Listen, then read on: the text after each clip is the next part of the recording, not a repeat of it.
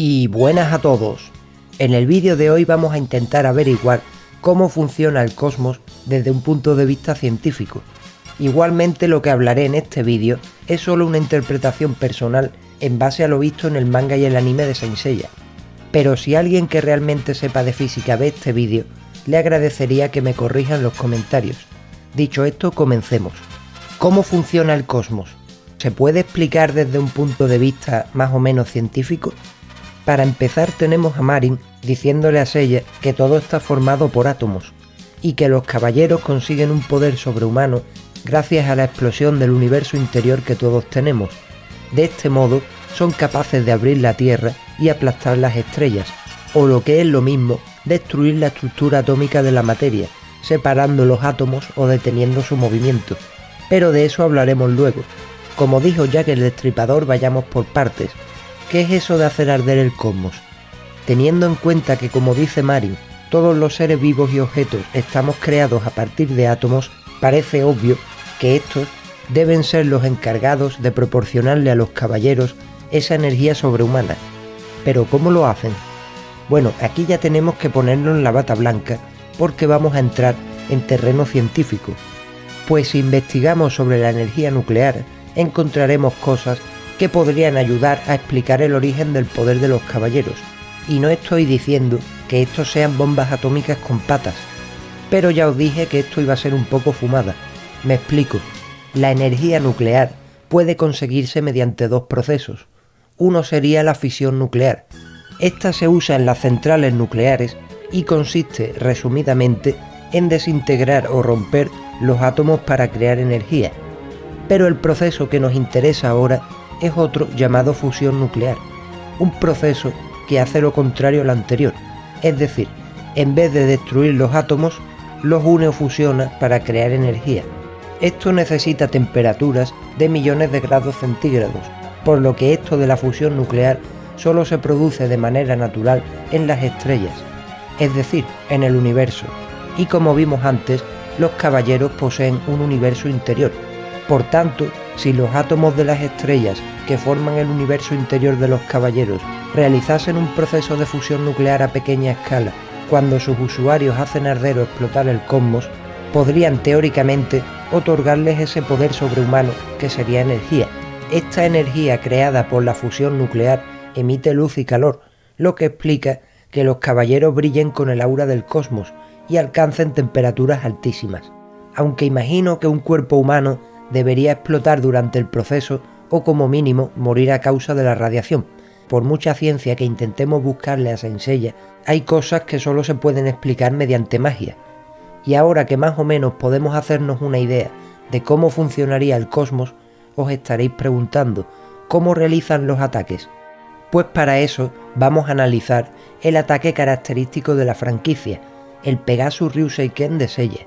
Como vimos antes, Marin menciona que todo está hecho de átomos y que los caballeros obtienen su poder gracias a la explosión de su universo interior.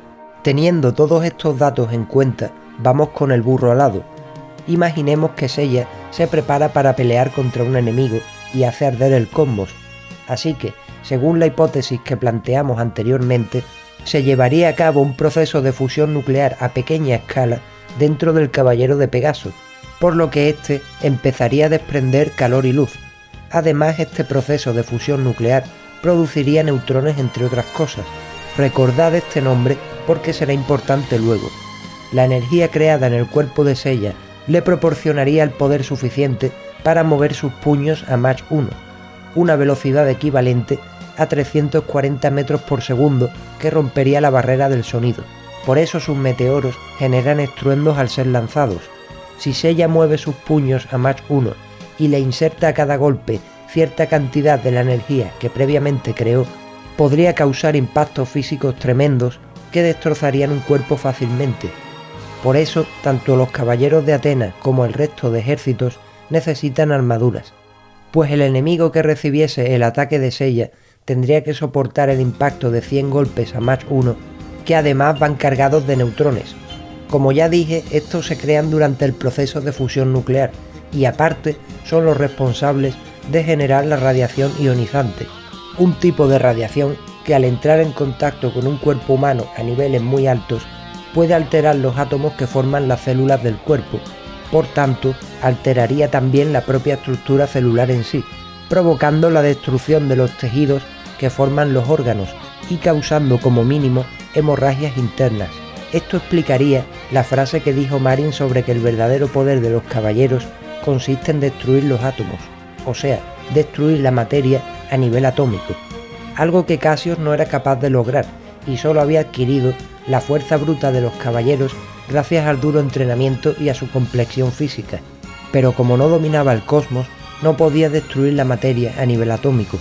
Y ya que estamos a tope con el modo científico, vamos a hablar de la velocidad de la luz y los caballeros de oro, pues estos teóricamente obtendrían su poder con el mismo método de fusión nuclear que expliqué antes, solo que a diferencia de Seiya, los dorados obtendrían niveles de energía masivos, y creo que teóricamente es posible que los dorados se muevan a la velocidad de la luz, pues si tenemos en cuenta la teoría de la relatividad, un ser u objeto puede moverse a la velocidad de la luz si posee una cantidad infinita de energía, algo necesario para mantener un ritmo constante de aceleración tan brutal como los 300.000 km por segundo. Y como todos sabemos, los caballeros de oro dominan el séptimo sentido, o sea, controlan el cosmos interior a la perfección. Por eso, mientras ella con la fusión nuclear solo obtiene energía suficiente para moverse a Mach 1, los dorados obtienen una energía infinita que teóricamente les permitiría moverse a la velocidad de la luz, o al menos a velocidades muy similares, pues algunos fans sostienen que no todos los dorados llegan a la velocidad de la luz exacta. Pero para entender mejor todo esto, pongamos un ejemplo.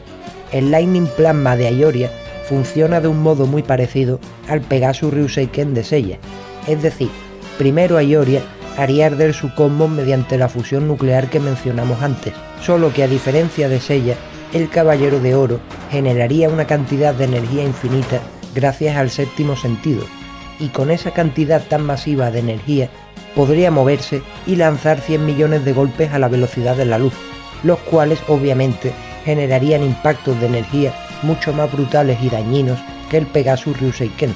Y hablando de técnicas, hablemos del polvo de diamantes de Yoga, porque aquí los átomos también tienen mucho que ver, aunque en el caso de Yoga la fusión nuclear no sirve para explicar el funcionamiento de sus técnicas, pues la fusión nuclear no puede generar frío, aunque como dije al principio, agradecería que alguien que sepa me corrige si me equivoco en algo.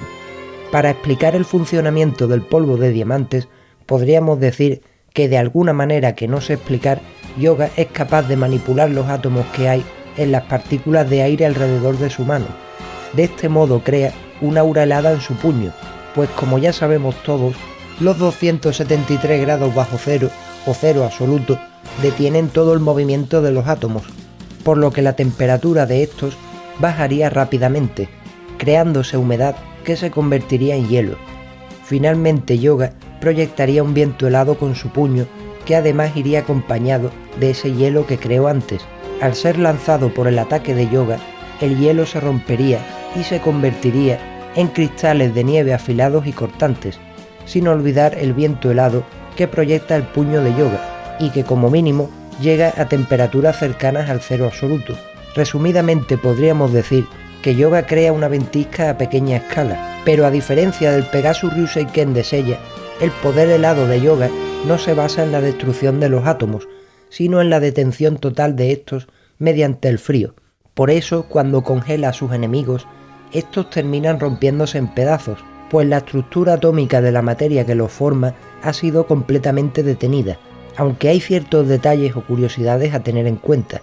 Para que Yoga pudiese, entre comillas, disparar la ráfaga de aire helado con su puño, tendría que añadirle energía para que se mueva. Lo de crear energía no sería difícil si tenemos en cuenta el proceso de fusión nuclear del cosmos que ya explicamos con Seiya, pero el problema de Yoga es que, al añadir energía al aire helado para dispararlo, solo conseguiría aumentar la temperatura de este. Por tanto, el aire helado se calentaría y perdería gran parte de su poder. Siguiendo con curiosidades o detalles raros sobre el poder de los caballeros, hay otra cosa que me gustaría contaros. Antes, cuando hablábamos de los meteoros de Seiya, mencioné que sus golpes alcanzan el Mach 1, por tanto rompen la barrera del sonido y crean estruendos al ser lanzados. Y es que una pelea entre caballeros de bronce debería ser en realidad algo muy ruidoso, pues cuando se lanzasen sus ataques a la velocidad del sonido deberían sonar como truenos o explosiones. Así que a los espectadores del torneo galáctico que estaban en primera fila deberían haberle explotado los tímpanos. Por otro lado, me surge una duda con esto de la velocidad de la luz. Si Aioria lanza su Lightning Plasma mientras está moviéndose a la velocidad de la luz, ¿su ataque iría a la misma velocidad que él o más rápido? Lo único que se me ocurre es que Aioria no es luz como tal, sino que es un cuerpo y tiene masa, por tanto no puede ir a la velocidad de la luz exacta, pero su ataque no tendría masa y sería principalmente luz, por tanto sí se podría mover a la velocidad de la luz exacta o al menos acercarse bastante, puesto que si tanto Aioria como su ataque alcanzasen la misma velocidad, el espacio-tiempo debería doblarse para que el ataque se mueva más rápido que el propio Aioria. Y si pasamos a los datos turbios, la grieta en el espacio que abre el Another Dimension de Saga debería crear una descompresión tan fuerte como para hacer que los pulmones de quien la recibe explotasen, por no mencionar que aparte todo lo que hubiese alrededor se iría a la puta, y la Scarlet Needle o aguja escarlata de Milo no formaría agujeros similares a los que haría una aguja, sino que deberían destrozar a su oponente solo por el hecho de recibir impactos a la velocidad de la luz. Igualmente las rosas de Afrodita no necesitarían absorber la sangre de su enemigo ni nada así, pues lanzar una rosa a la velocidad de la luz ya sería suficiente para destruir completamente una pared. Por último, hablemos de la explosión galáctica de Saga. Esta imita, como su nombre indica, la explosión de una galaxia a escala reducida. Por tanto, cuando Saga la usó contra Seiya, este último debería haber sido desintegrado instantáneamente junto al resto del santuario. Y hasta aquí el vídeo de hoy. Espero que os haya gustado y, como siempre digo, si tenéis cualquier duda, sugerencia, teoría, queja, amenaza, dejadla por favor en los comentarios. Dicho esto, me despido. Muchas gracias y hasta otra.